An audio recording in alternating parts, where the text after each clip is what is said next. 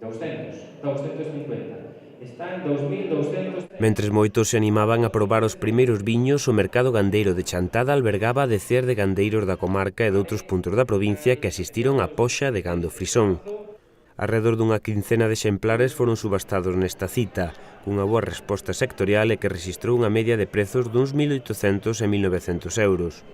Neste tipo de citas, os profesionais do sector valoran moito as garantías e as características do animal.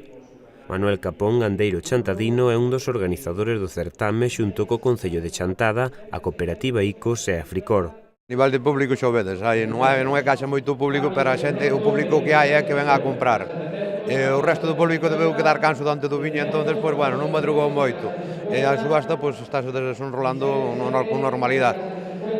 Os precios tampouco son moi elevados, pero, bueno, son precios comerciales, máis ben tirando a baixa que moi altos. Tamén os animales, a mellor, non é unha das subastas son animales correctos, non moi normales, pero, bueno, hai algúns animales que tamén quedaronse un pouco pequenos e tal, e, bueno, iso tamén a xente tamén influye moito a hora de comprar, porque quere animales desarrollaron máis grandes, que hai de todo, non? Hai moi bons animales tamén, pero, bueno, hai un poquinho de todo, e a mellor iso tamén pode influir algo.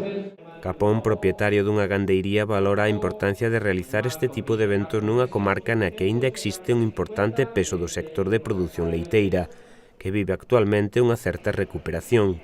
O gandeiro sinala os motivos que levan a mercar neste tipo de poxas. É un momento para mirar os animales como están, como a xente recría, como vai elixindo as calidades dos animales, as cartas, e o máis se valora son as probas sanitarias, porque aquí a xente que ven a comprar por levan os animales con as probas sanitarias feitas.